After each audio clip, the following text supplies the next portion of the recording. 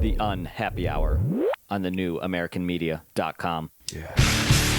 Broadcasting to you live from the Milky Way Galaxy, the solar system, planet Earth, North America, the United States of America, California, Los Angeles to be specific.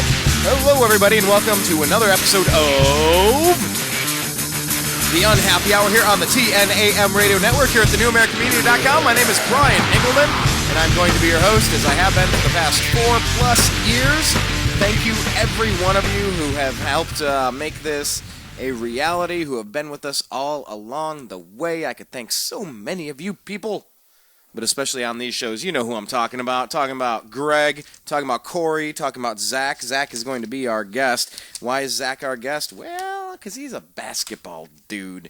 He used to work with a certain NBA team. Actually, you know what? I'm going to ask him that. Corey, one of our regular listeners, has said, well, you know, why don't you talk to Zach? See what have him explain what he does now that he's no longer a scout, now that he's a consultant. And we'll do that. I'm doing the Rush Limbaugh thing, where he pulls on the paper. I just made a mess. That's what happens when you do a show at 11 o'clock at night, Pacific time, after a day of barbecuing. I digress. Okay, so let's just get into things real quick. TheNewAmericanMedia.com is where you check us out.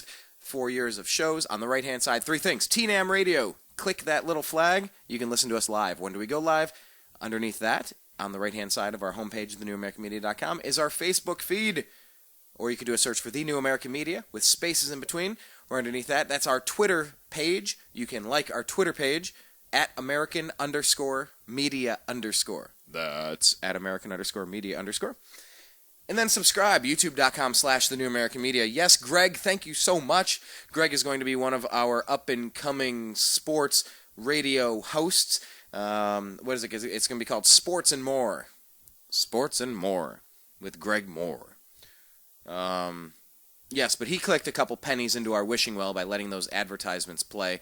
30 seconds, couple minutes. Dude, run into the other room, grab a coffee. I don't care. But that's a penny into our wishing well. And a few 100,000 pennies, that really helps, man. But this is a really special season for the Cavs, and that's what we're hoping for. We're hoping that this is going to get...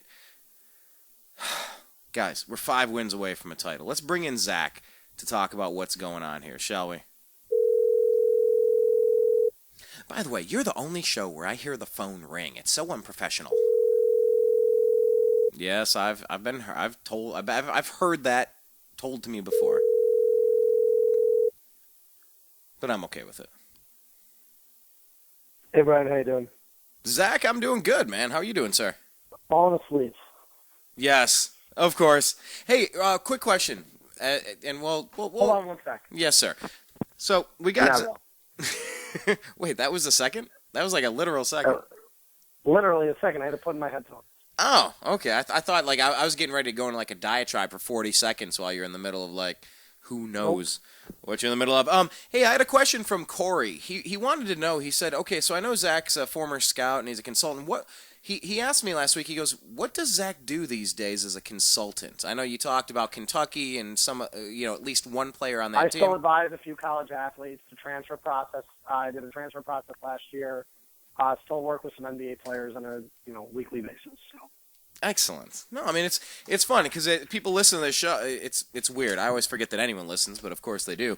But yeah, dude was asking. He's like, so what does Zach actually do these days? And I know you got your irons into a few different fires these days. But now my understanding is you were at the game tonight in person. Is that correct? I was at the game tonight. I've been at every home game but the one I was in Las Vegas for. So what was it like tonight? Walk us through it. What did it feel like? It was a great atmosphere tonight. I saw about 11 Hawks fans. 11 of them. 10 of them were in a Lowe's. The other one was sitting right behind me. Which one was Dominique? Not one of them. Oh, okay. Gotcha. Oh, yeah, I forgot 12. Reggie Miller, too. Seriously, I was getting ready to... if my TV wasn't 20 years old and one of those old box TVs, yes, I still have it because, hey, if it's still functional, why throw it out? I was getting ready to knock my TV off of the stand. I was getting so sick of Reggie Miller. Luckily. What's that? I didn't have to hear his commentary, luckily, so it doesn't bother me. Maybe you can catch it on the replay or something, because I'll tell you what, man, I was getting fed up with his crap. I was exhausted from that game. I spent the afternoon, I'm not going to lie, it's Memorial Day. I spent the afternoon, drinking from 3 o'clock until 7:50. Zach, At that point, at 7:50, I went from the rooftop into my apartment, had a giant cup of iced coffee, 2 Tylenol, and then went to the game. I'm not going to sit here and say that we weren't barbecuing and enjoying ourselves all day either. But I digress. We can talk about that a little bit later. I guess maybe if you listen to the first couple minutes of the show, I am a little wackier than usual, but then again. So you're saying the atmosphere was really good. I was just a little bit worried. Even watching it as a fan, I just kind of felt like, all right, can we just call this series? Kind of like I was feeling with the Celtics. Can we just call this already? Part of me got nervous tonight. If they didn't win, I'm thinking, okay, this is going to be 2-1. Now, game 4 is a must-win if you lose tonight. Right. I just started getting nervous, and when Teague missed that shot to send it in overtime, I was like, yes. I was like, thank God. And then we got in overtime, and they took the lead again. And then when LeBron hit that corner 3, you're like, okay, ice. It's over. And then they missed the 2 threes. You don't want Sheldon Mack taking your last shot, or Mike Scott. I mean, those are the last guys you want taking your last shot. Well, Korver's out, and Carroll isn't himself these days, and I got no sympathy for that team looking at Kevin Love and Kyrie Irving on the bench. I have no sympathy looking at the Hawks, None. especially if they're talking with Delly played dirty. Give me a break. Let those were not dirty plays. I watched it over and over again on the scoreboard for 5 minutes when they were reviewing. It was not dirty at all. Maybe we could send up. Horford the other night was not dirty. He was chasing a loose ball. I mean, it is unbelievable. He's getting this reputation. I know. He's one of those guys that annoys the crap out of you when you're playing him. Of course he does. Kyrie Irving can attest to that. But Kyrie and Delly almost went, fisticuffs. They almost went face to face. They almost fought several times. I was reading that article from last week. I think that's the one you're referencing, right? Yes, it is. And I mean, this is something right here where he's just a fighter. He's not the most talented kid in the world, so he needs to be able to play his way onto the court. If he didn't try harder than everyone else, he wouldn't be here. He's not as talented as Kyrie Irving. He's not as talented as Jeff Teague. He's not as tall. He's not as strong. He's not as proficient with his shot, but he hustles. His heart is something you can't measure. And he's been taking open looks. 17 points again tonight. He's been very efficient offensively this year, I have to say, and defensively, he's a pain in the ass. He gets under your skin. Kevin Love wouldn't be doing that. He's one of the best on-ball defenders in the league. I'm telling you that right now. He gets under people's skin. It's exactly what you want. He's got that Tony Allen type mentality, and the Cavaliers' backcourt when he and Shumpert are in the game are just incredible. I mean, it is tough to move the ball against us too, especially with J.R. Smith. LeBron and Tristan. When you've got that lineup in there of those 5 guys, it is very, very tough to beat them. Talk about J.R. Smith for a second. I want to get back to, obviously. I love J.R. I really do. I think he was all over the place tonight. He had your nice double-double tonight. Was all over the ball tonight. Got rebounds. It seemed like he was blocking shots. I mean, he did everything he needed to do tonight in order for the Cavaliers to win the game. And, LeBron, simply amazing. Yeah, he took 37 shots. The guy had 18 rebounds and 13 assists. I mean, he was unbelievable. He literally just played his heart out. And you see where his dedication is. You question his dedication. I question his dedication to the team. 39 games in the season, and this team is sitting here at 19-20. Where is LeBron? Is he sitting there regretting his decision to leave Miami? They are now 1 game away from being in the NBA Finals. For the fifth year in a row from LeBron. That would make with it. With an unhealthy roster. Missing Kevin Love, missing Kyrie Irving. Yeah. But I'm missing Anderson Varejao. Varejao. We always forget about Varejao. This team, when healthy, is by far the best team in the league. I don't even want to hear the Golden State thing. When this team is fully healthy. Man, but I'll tell you what, people are talking nonstop about Kevin Love getting out of here. Even Windhorst is getting into it. Like I said, I don't care. Until it happens, I don't care. And if the Cavaliers manage to win the NBA Finals without him, again, who cares? You're going to have guys clamoring to play with the Cavaliers next year at the rate this is going right now. It doesn't matter. Of course. Everybody's going to want to play here. I don't want to hear the Cleveland thing. I don't care. You got guys like LaMarcus Aldridge is already really lined up to want to play the Cavaliers uniform next year. There are plenty of people who would want to be here. This is a team right now that's going to sit there and dominate the East next year. And frankly, when they're healthy, they're going to dominate the West too. We watched them play Golden State when they were healthy. It was a blowout, if you recall. That was a freaking blowout. They blew them out of the water. And their defense, was incredible. So, that's what I'm trying to get to my point here. I'm not saying they're necessarily going to beat Golden State, and I'm not even worried about it. First you got to get through Atlanta. I know you're up 3-0, but the series isn't over. It is, on paper it's technically over, but you never know. This was an overtime game, this got way too close for comfort. It had to go into overtime. And LeBron made it happen. You can't count your chickens before they hatch. Obviously, when you're up 3-0 and Golden State's up 3-0, it's hard to not look forward at the next one. But before we do, what do you say about LeBron James' performance tonight, Zach? Because like I said, it was one of the best performances I've ever seen. Yeah, he took 37 shots, but don't forget he missed the first 10 of them, which is pretty incredible. I don't know how many times he's done that in his career. Started 0 for 10. That'd be an interesting stat. He started out that game, and you're sitting there for the first quarter going, oh, my God, they're shooting 25% from the field. Yet, they're down by 3 points. Yeah, what was it, a 1-point game at halftime? At that point, I was sitting there, and I was like, you know what, the Cavaliers are going to win this game. I'm not even worried about it. I got worried in the fourth quarter, and they blew a 10-point lead. I did. I'm not going to sit there and lie about it. I was nervous. At one point, I did think they were going to lose that basketball game. But, like I said, they were resilient. They came back. I mean, this is what winning teams do. This is what championship teams do. They find a way to win every game. This team is 11-2 in the postseason. 11-2 in the postseason this season. What's the Golden State Warriors? What's their record? They're 8-2 without Kevin Love, because I'm not counting Game 4 because he played 2 minutes. They're 8-2 without Kevin Love. Golden State is also 11-2. Gotcha. They only lost 2 to Memphis. They swept the first series just like the Cavs. They lost 2 to Memphis in the second series, in the semifinals, and in the conference finals, 3-0 just like the Cavs. And like I said again, David Blatt does not get nearly as much credit as he deserves for the success of this basketball team. They would not be in this position without David Blatt right now. Mark my words on that. I'll tell you what, it's such a fickle industry that we live in when you think about NBA coaches. Kevin Love and Kyrie Irving, you got to go Dellavedova and Tristan Thompson, and you better damn well make it work, and David Blatt has made it work. The thing, too, is take a look at how they were able to, when Atlanta was sending screens at the top of the key, the Cavaliers went into a zone defense, completely shut Atlanta down off the screens. That's not made by LeBron. That was made by the coaching staff. That's made by David Blatt. I mean, they were fantastic in the zone tonight. They were able to literally shut down the Atlanta offensive points tonight for long periods of time. Force Atlanta to take unbalanced shots. Naturally low percentage shots. They did a fantastic job.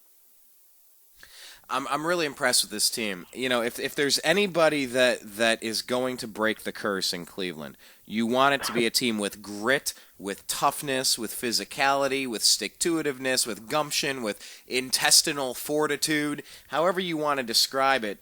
That's really what you want to see out of a Cleveland team that's going to win it, is somebody that's tough. Yeah. And this is a tough team. Skip Bayless is sitting there ripping the Cavaliers. I don't follow Skip. I just saw it on Twitter that people were saying.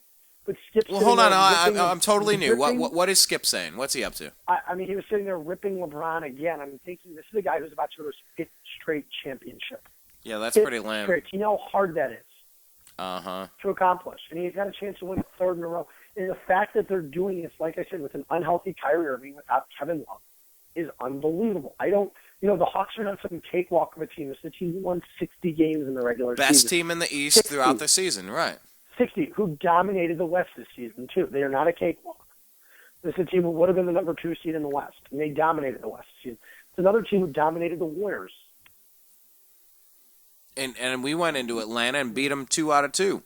I mean, that's demoralizing. What is it, in the history, Zach, in the history of the NBA, no team's ever come back from an 0-3?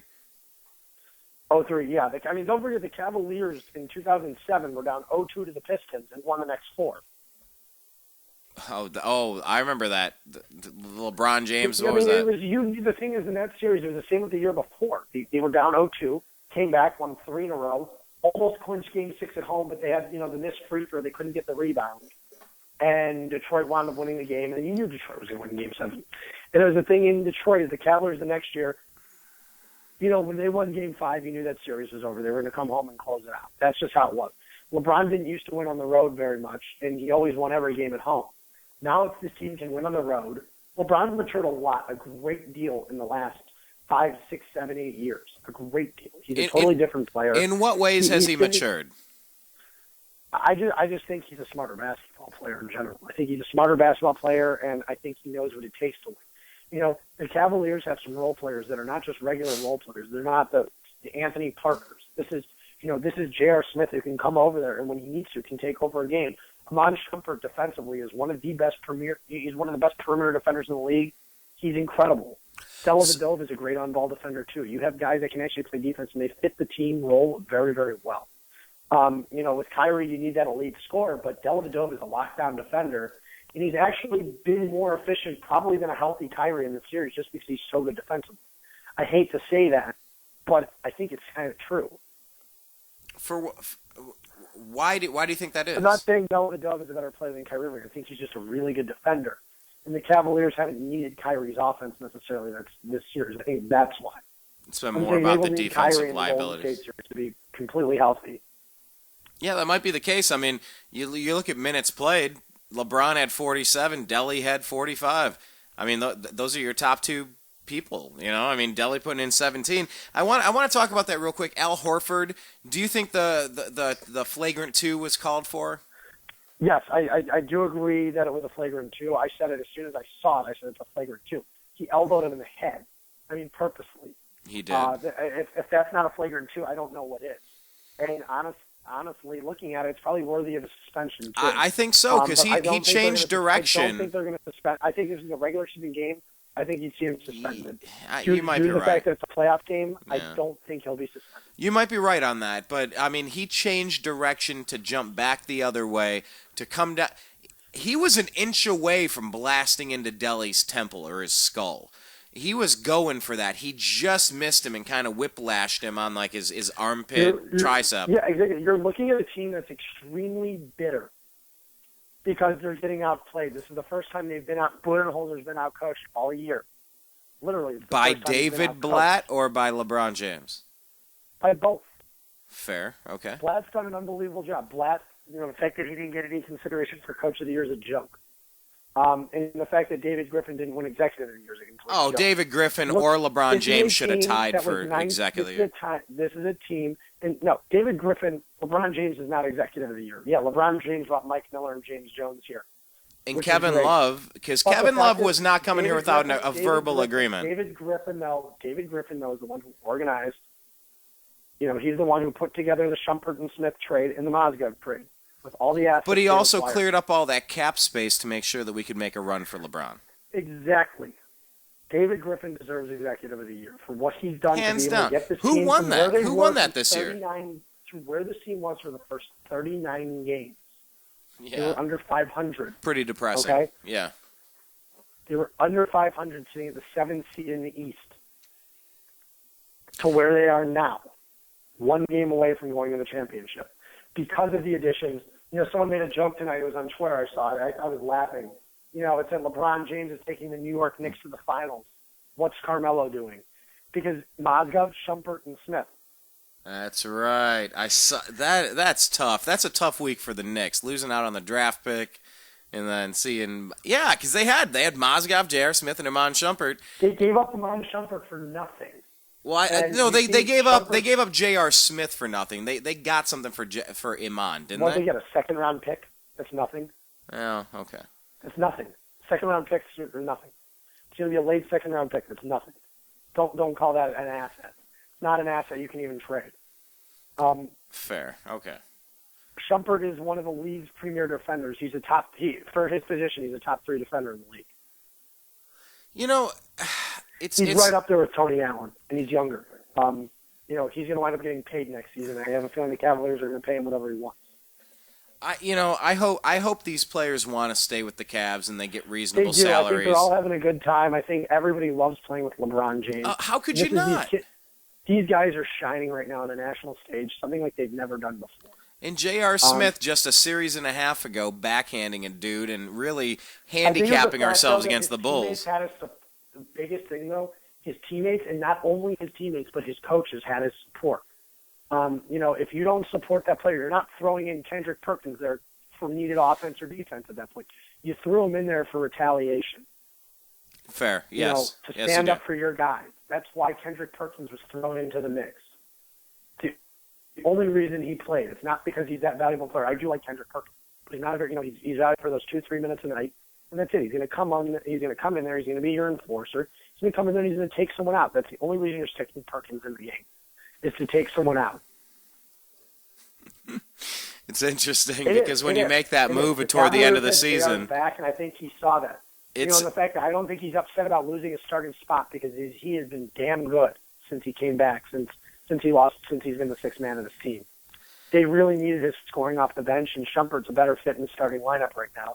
Smith all year was a great fit in the starting lineup. Don't get me wrong. Right. But right now, since they've been clicking with that, stick with what works. And thank God Iman Shumpert's groin is doing okay, and apparently LeBron's battling about 7 different injuries right now. I mean, the guy. Look what he played 47 minutes tonight. He was all. And not only was it 47 minutes, the fact that he was all over the place. The guy had 18 rebounds, 13 assists, and 37 points, and 3 steals.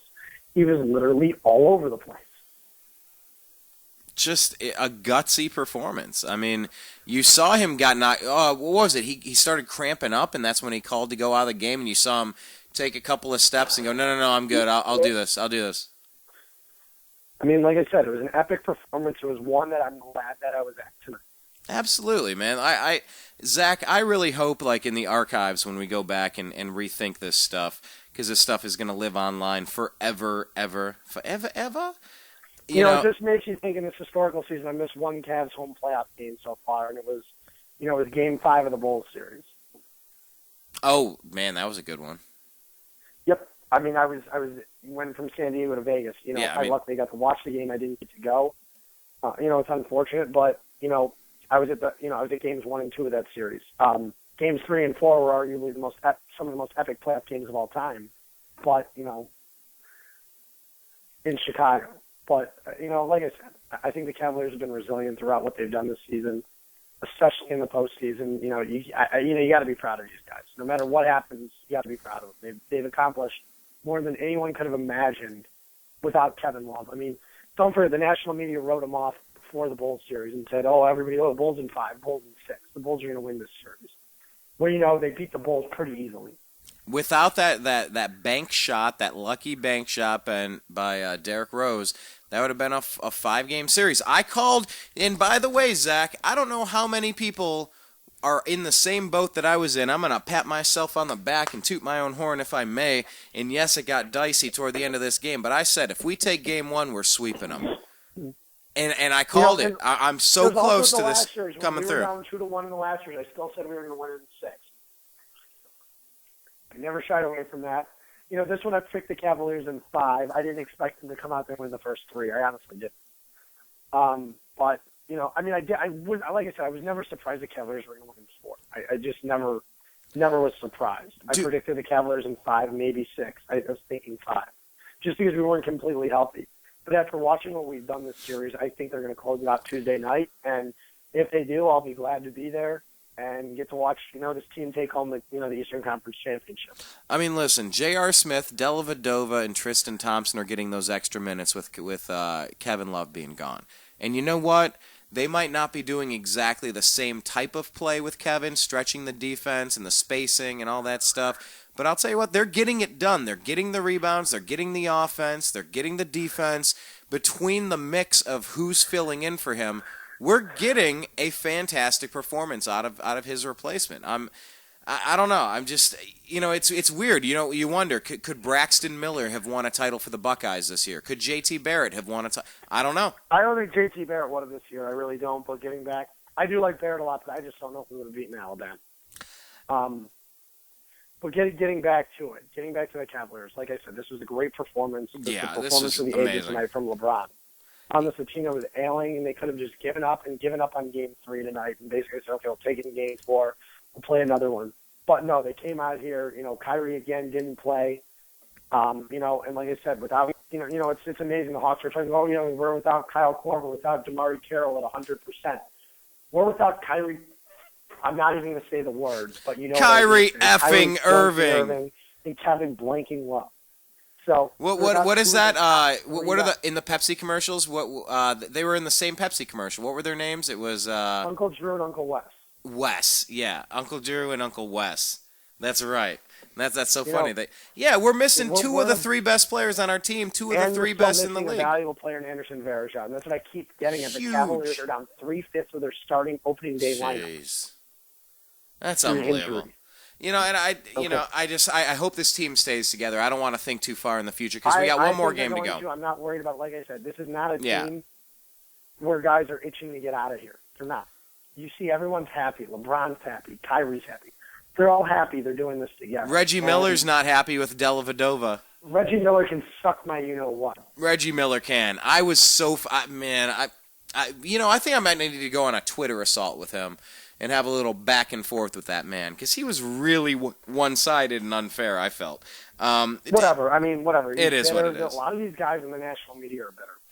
Yeah. You know, he might just have some beef with LeBron. That might be it. Could be. Do they ever play against each other? When did their careers overlap? Do they at all? They played it for the first few years, yeah. Reggie was still in the league. Okay, yeah, I mean, I'm trying to think back that far. Like, that's been a long time. Hey, Zach, let me ask you this, because I'll let you get going. I know it's late Eastern time. Would it be wrong for us to maybe start thinking about the Golden State series? Should we just chill out on all that, or should, up 3-0, should we talk about it a little? Not over until the fat lady sings. True. I'm not focusing on that until Game 4 is over and the Cavaliers have won. And that's it. I'm not saying they're going to win Game 4. I think they will. But am I willing to bet my life on it? Absolutely not. Okay. But I do think they will win Game 4. Tonight was a hard-fought game by Atlanta. But Cleveland owns the edge in the series. Atlanta would have to win 4 straight. The Cavaliers only have to win 1 with 2 home games. Yeah, and I'll take that. And they've proven they can win on the road in Atlanta. I don't think they're scared off by the Atlanta Hawks. Going up 2-0 against Atlanta, that was just was just an incredible and I love how performance. people are already writing them off against the Warriors, though I think it's funny. These people are like, oh, they're going to stand no chance against Golden State. Golden State has their off games too, and trust me, if Cleveland's healthy, Kyrie's healthy, they've got a very, very good shot to win that series just because of the matchups play out really well. Do you think Kyrie has a chance to be healthy? What? Do you think Kyrie has a chance to be healthy? Sure. We're talking June 4th. What's the date today? Today 24th. May what? 24. May 24th? That's 11 days from now. Okay, I think he'll be okay. And don't forget, he's been out the last couple days too. For tendonitis, 2 weeks. Take about a week. A week to 2 weeks. He'll be fine. I'm not worried about him. That would be a huge lift. I think if the Cavaliers were going in tonight down 0-2, Kyrie would have played. I think you're right. I think they if made the series would have been 1-1, he would have played. I'm pretty sure about that. I think they made a great move by leaving him out. I'll say that. I think they did a great thing. And they said, no matter what happens tonight, we're still in control of this series. And which is the truth. Now, I wouldn't play him in Game 4 either. I wouldn't.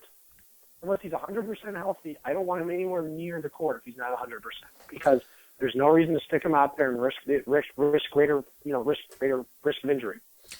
It's just, let him go, let him ride the pine right now, let him get healthy, and that's it. The Cavs are 5 games away from winning a title. Do you think LeBron needs to ease it back a little bit, or just like he needs to get through this series? He's playing hard. Don't forget, if LeBron wins on Tuesday night, he's got 9 days of rest. Right. 9 days. He will be just fine. He'll be re-energized, ready to go like the beginning of the season. When you have that much time off, he'll be okay. You looked how energized he was after taking, from a week from the Bulls series. He had, 5-6 days? Yeah. For the Bulls series, and look how good he looked in Game 1 and 2. He did. I mean, I guess there wouldn't be too much of an advantage if the Rockets are able to start putting something together. Do you think the Rockets have a chance to even get a win? I don't think they stand a chance at this series. They have a chance in Game 4, but I think they're done. I mean, Golden State beat them by over 30 points in their home court. Yes, they did. The series is over. I mean, it was over after Game 2 when James Harden, lost the ball and Klay Thompson and Curry and their defending. It was over. That was terrible. He needed to pop that shot. That was terrible. We knew the series was over. It's done with. It was cool. And it was the same thing. You kind of knew the Cavaliers Hawks series was over when the Cavaliers beat the crap out of them in Game 2. Yeah, I had a lot of fun watching that game. I just had a brilliant time because this is one of those things where If you don't go out and assert your will, the longer you let them linger, they have the talent to take you out. So don't even play with fire. Just And extinguish don't that. forget another thing, too. The Cavaliers had 5 guys in double digits tonight and 2 other players with 9 points apiece. That's balance. That's called balance right there. Sean Marion didn't give us much, but you know what? No, but J.R. Sean Marion Smith, came in James for 4 Jones. minutes and gave them what they needed. That's it. That's what you needed out of them. That's what you got. It was all they needed. Yeah, Mike. They were basically in a 7-man rotation tonight, minus Irving. They did what they needed to do. Like I said, we looked at it all season. What's the Cavaliers' 8-man rotation for the playoffs? Who's going to be left out? Who's going to be playing? And when Love was in there, you weren't seeing much of James Jones. And he's doing okay. Yeah. James Jones has been very solid for the Cavaliers. I will go so far as to say, yeah, he's been impressive. I'll go so far as to say he's been impressive. Now, he's not J.R. Smith impressive or LeBron James impressive, but he's doing okay, and I'm all right with that. But I'm fine with that. I'm very, he's been providing quality minutes off the bench. I have no complaints about James Jones. Right. And he's been very good. I have no complaints about it. I'm not going to sit here and bash the guy because he's been playing well. Now, Mike Miller, on the other hand, was a huge liability of his playing. And I think just Mike doesn't have anymore. He's getting old. But we saw what Mike could do a couple of years ago for Miami. We saw what he did last year for Memphis. It's fantastic. He just, it gets to that point where I still really respect Mike Miller as a player. He just doesn't have it anymore. It's a shame to see because, he's such a likable guy. Yeah, but, that just goes to show, LeBron is executive of the year, going down and getting those guys that know how to play with LeBron, and they sit on the bench, and when their number's called, they're making it happen. And another thing is, too, is these guys also just want to win. I think they all. I wish Ray Allen was on this team, but then again, he might, like you said before, he might be taking those minutes away from Delly or from Shump or from somebody. You don't know where it's disrupting the chemistry. Exactly. I don't think he's taking any minutes away. The guy who's taking the minutes away for J.R. Smith. You don't need, the team doesn't need Ray Allen. And that's the fun part about this, Zach, is, you know what? We've only lost, 2 games, 11-2 in the entire playoffs, and it looks like we're on our way to a sweep and maybe headed to our Golden State. Let's not count our chickens before they hatch, but I am getting excited, and hey, man, I know it's East Coast time. Thank you for staying up late with us. I'll let you get running, and hopefully maybe in a couple days we'll do this and celebrate the... well, hopefully Tuesday night we'll be partying heavily. Exactly, the closeout show. Well, hey, man, you have a great night. I will say this, though, real quick. Yeah. NBA has completely screwed up my drinking schedule. I'll try to catch up and make it up for you, buddy. I appreciate your time, man. Now it's just turned into a giant party, so. I'll catch you later. All right, take care. Peace. You are listening to the New American Media. This is John B. Wells reminding you that not only is Brian Engelman a cool guy, and not only is the newamericanmedia.com a very cool platform, but here's a cool idea for you, too. Are you alone? Not really. Do you like dogs? Do you like cats? You do. Of course you do. Everybody does. One or the other, maybe even both. There are a lot of dogs and cats that are at shelters right now, and if somebody doesn't take them home, they're going to wind up euthanized. That's a nice way of saying they're going to be killed, because there's simply not enough room. I guarantee it, the best dogs and the best cats, the best pets, come from shelters. There's something about dogs and cats. They know. They know where they are. You walk through one of them, and certainly at least one is going to look at you and go, I wish you'd take me home. I'm in hell. Please take me out of here. It'll be the best thing that you ever did for your soul. You'll feel good about it. And not only that, but you have a friend for life. Doesn't matter if you got money, you don't have money. Well, it doesn't make any difference to a dog or cat. All they need is the sound of your voice and maybe even the stroke of your hand, and they're fine. Maybe a little food every once in a while.